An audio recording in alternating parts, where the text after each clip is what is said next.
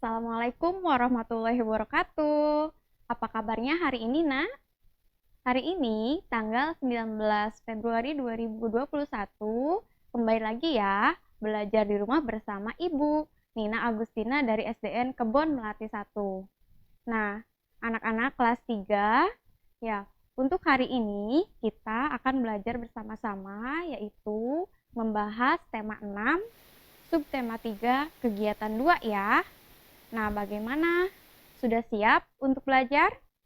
Insya Allah siap ya, karena Ibu yakin anak-anak kelas 3 anak yang hebat ya.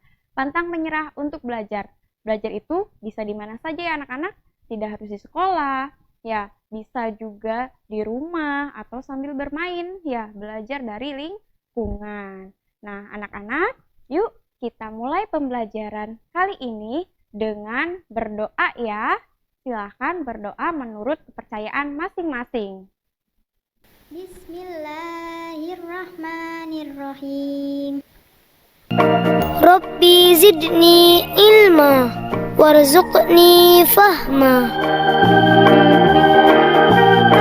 Ya Allah, tambahkanlah aku ilmu dan berikanlah aku rizki akan kepahaman. Amin ya robbal alamin. Nah, anak-anak jangan lupa ya berdoa juga semoga wabah penyakit COVID-19 ini segera berakhir ya anak-anak. Amin. Nah, baiklah, untuk pembelajaran di hari Jumat ini, tujuan pembelajarannya sendiri adalah ya, satu, diharapkan nanti anak-anak dapat menentukan ukuran sudut bangun datar dengan busur derajat.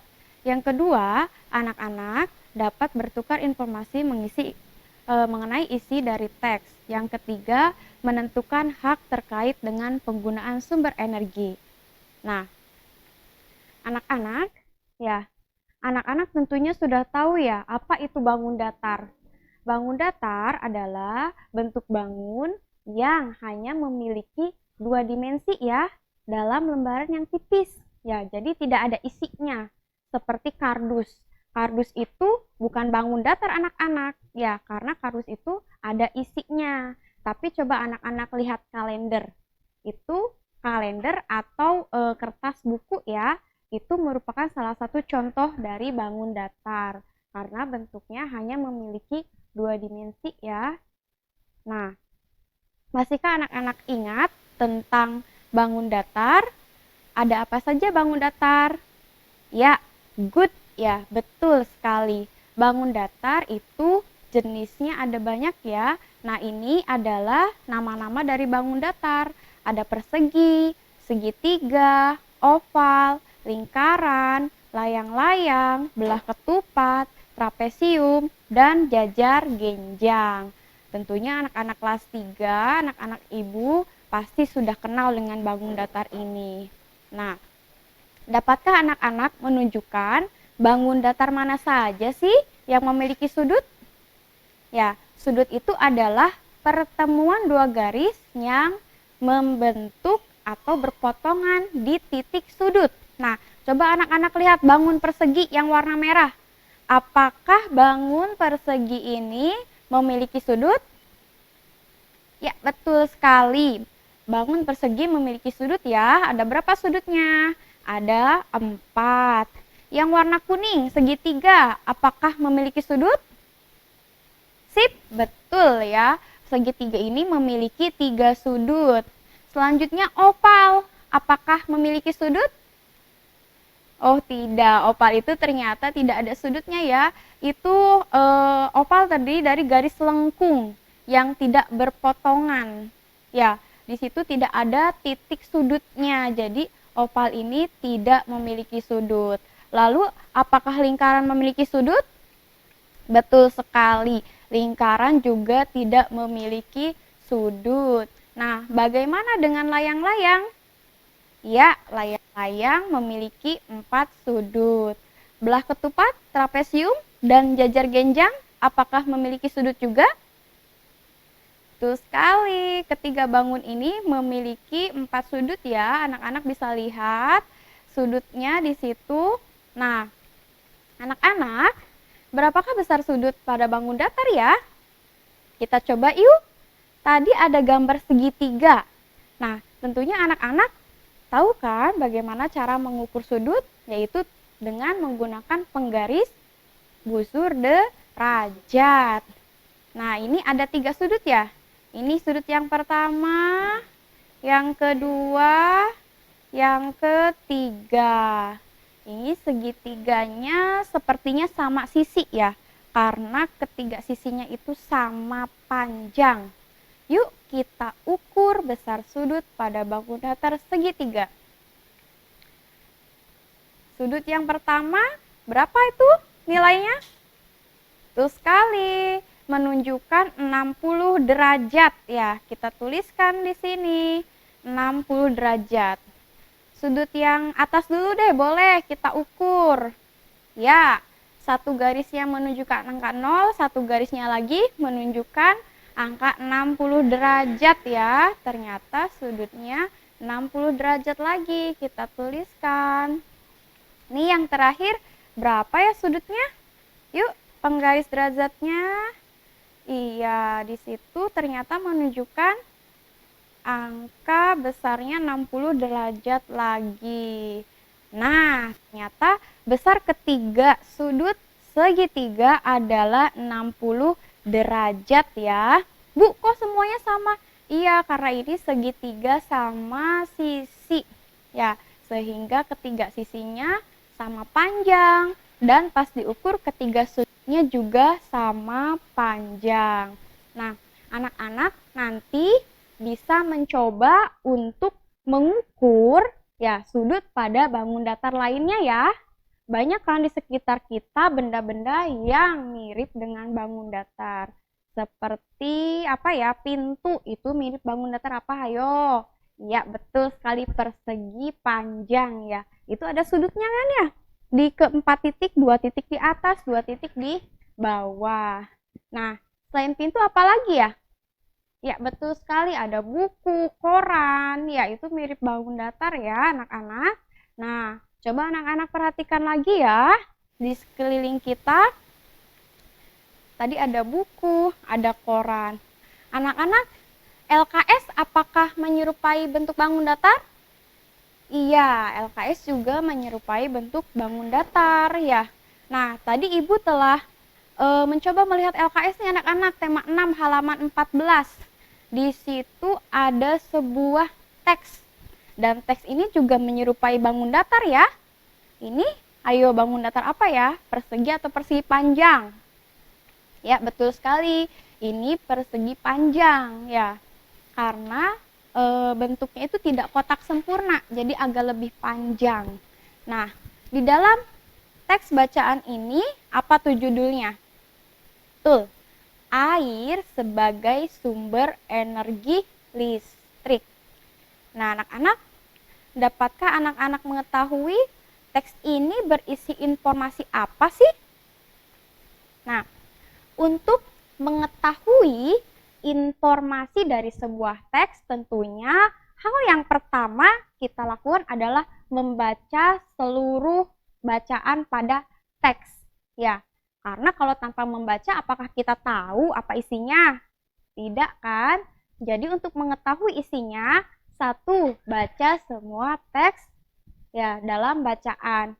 Yang kedua, kita bisa mencatat ya atau mengingat-ingat inti atau poin-poin informasi pentingnya yang disampaikan. Ya, yuk kita lihat lagi teks pada tema 6 di halaman 14 ya. Nah, yuk kita cari informasinya. Apa sih Bu? Teks ini tuh menceritakan atau membahas tentang apa? Ya, kita baca dulu ya sambil mengingat atau mencatat poin atau hal penting yang disajikan dari teks bacaan. Kita baca dari judul. Air sebagai sumber energi listrik. Itu judulnya ya. Nah, kita mulai paragraf pertama. Sumber energi dari alam merupakan salah satu jenis sumber energi yang diambil dari sumber daya alam. Nah, ternyata di alam itu ada sumber energi ya anak-anak. Salah satunya adalah air. Nah, ini penting nih.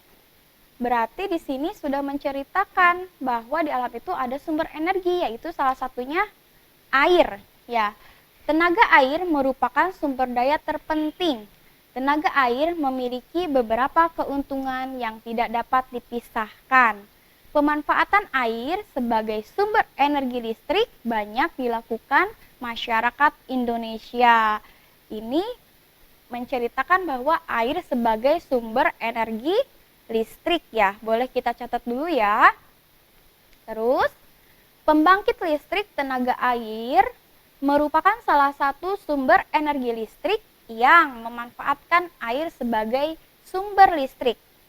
Ini masih sama ya catatannya dengan nomor 1 tadi bahwa air sebagai sumber energi listrik.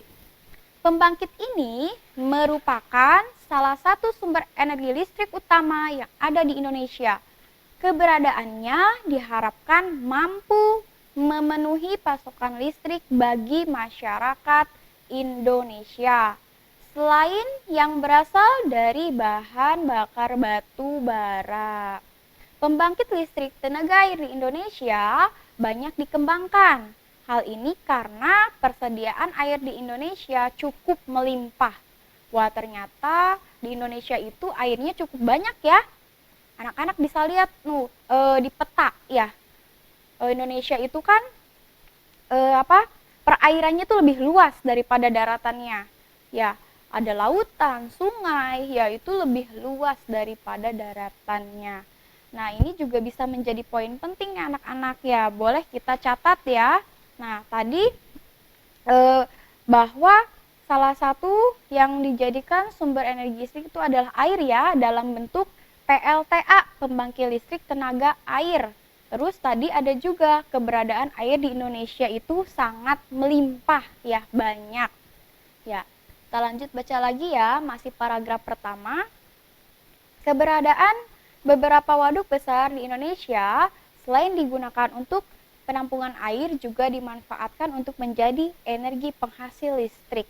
Ya, dari paragraf pertama ini kita dapat 3 poin penting nih anak-anak. Yang pertama, air sebagai sumber energi listrik. Yang kedua, yaitu sumber energi listriknya berupa pembangkit listrik tenaga air ya, yang dikembangkan oleh masyarakat Indonesia. Lalu yang ketiga tadi, air di Indonesia itu banyak ya, atau melimpah. Nah, kita baca nih paragraf yang kedua. Apa ya poin pentingnya? Pilihan mengembangkan pembangkit listrik tenaga air ini salah satunya disebabkan potensi air yang ada di Indonesia. Nah, ini tadi menunjukkan bahwa air di Indonesia itu banyak ya, sudah kita catat poin pentingnya. Jumlah air yang melimpah dapat dikembangkan untuk menciptakan energi yang diubah menjadi sebuah arus listrik. Hal tersebut bertujuan untuk menciptakan biaya produksi yang murah pada listrik di Indonesia.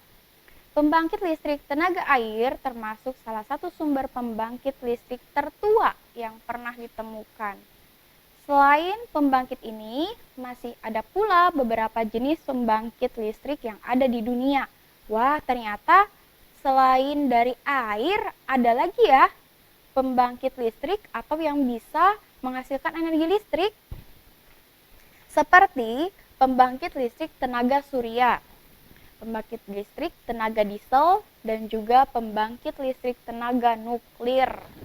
Ya, surya ini dari matahari ya anak-anak. Kalau diesel itu masih dalam mesin ya, dari mesin. Nuklir ini semacam senyawa ya. Nah, terus pembangkit tinggi tenaga air ya, atau PLTA, pembangkit listrik tenaga air ya, itu maksudnya bekerja dengan cara mengubah energi potensial dari dam atau air terjun menjadi energi mekanik dengan bantuan turbin. Ya, jadi pembangkit listrik tenaga air ini memanfaatkan air ya, air dalam waduk atau dalam air terjun. Nanti di situ airnya akan dialirkan ya. Aliran air atau dorongan air itu anak-anak sangat kuat ya. Anak-anak bisa lihat video waktu tsunami ya. Air bisa merobohkan banyak rumah. Nah, di sini air memiliki tenaga yang kuat sehingga dimanfaatkan untuk menggerakkan tadi tuh turbin air ya, dan dari energi mekanik menjadi energi listrik. Lalu nanti ada sebuah proses ya di situ yang menghasilkan listrik. Nah, anak-anak, dari paragraf kedua ini bisa kita catat poin pentingnya bahwa selain pembangkit listrik yang tenaga air tadi ya di dunia, ternyata ada juga pembangkit listrik tenaga surya, tenaga diesel, dan tenaga nuklir. Nah, anak-anak, kita sudah mencatat nih poin-poin penting dari teks bacaan tadi. Nah, dari poin penting ini bisa kita jadikan kesimpulan ya, atau kita rangkum menjadi sebuah informasi ya dari teks tersebut. Bagaimana ya? Boleh silahkan anak-anak merangkum atau menentukan isinya, informasinya dari keempat teks, dari keempat poin ini. Boleh seperti ini ya. Air adalah sumber energi listrik yang banyak dikembangkan oleh masyarakat Indonesia. Hal ini karena keberadaan air di Indonesia melimpah. Selain PLTA, ya tadi kan airnya sebagai sumber energi listriknya namanya PLTA, ya pembangkit listrik tenaga air. Di dunia ada juga pembangkit listrik tenaga surya, tenaga diesel, dan tenaga nuklir.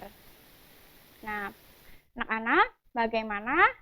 Sudah menemukan informasi dari teks tadi? Ya, boleh silakan anak-anak baca informasi dari koran ya atau dari LKS. Di situ banyak sekali teks bacaan, dan sampaikanlah apa ya informasinya ya kepada teman atau kepada orang tua.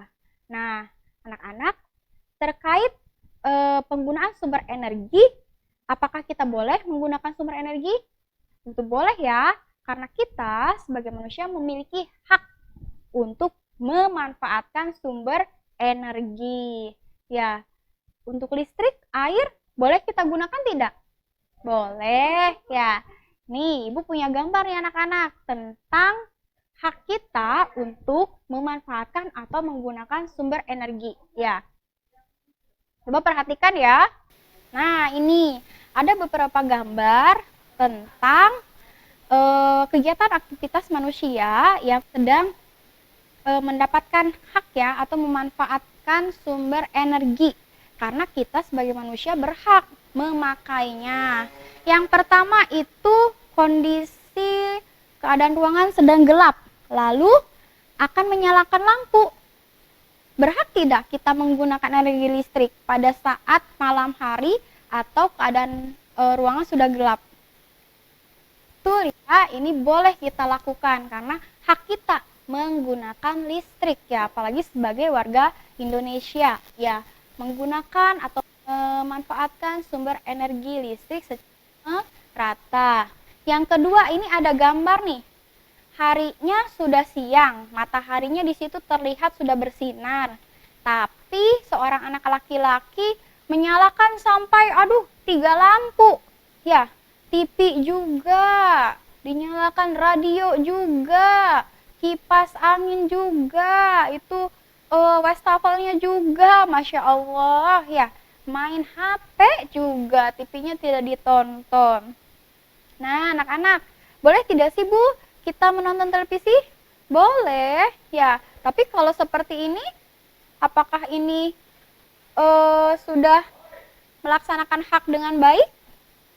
Tidak ya anak-anak, ini adalah contoh pelaksanaan hak yang kurang baik ya. Kalau mataharinya sudah bersinar, sudah siang, harusnya lampu dimatikan, lampu rumahnya, karena rumah kita sudah mendapat cahaya dari energi matahari ya, sumber energi matahari panas ya. Nah, selanjutnya lagi tuh sebelahnya ada anak laki-laki yang telah minum air. Boleh tidak kita meminum air? Tentunya boleh ya, ini salah satu hak kita ya untuk minum, yaitu air. Air juga bisa membuat kita menjadi segar ya, menjadi sumber energi bagi kesegaran tubuh. Gambar selanjutnya lagi yang di bawah, itu ada anak perempuan sedang menyemprotkan atau menyiram tanaman menggunakan air. Apakah boleh dilakukan? Boleh ya. Tumbuhan itu berhak kok mendapatkan air untuk makanannya. Ya, gambar selanjutnya ini dua anak laki-laki bermain air. Ya, apakah ini sudah termasuk penggunaan hak dari sumber energi yang betul? Ini kurang tepat ya, itu membuang sumber energi ya anak-anak.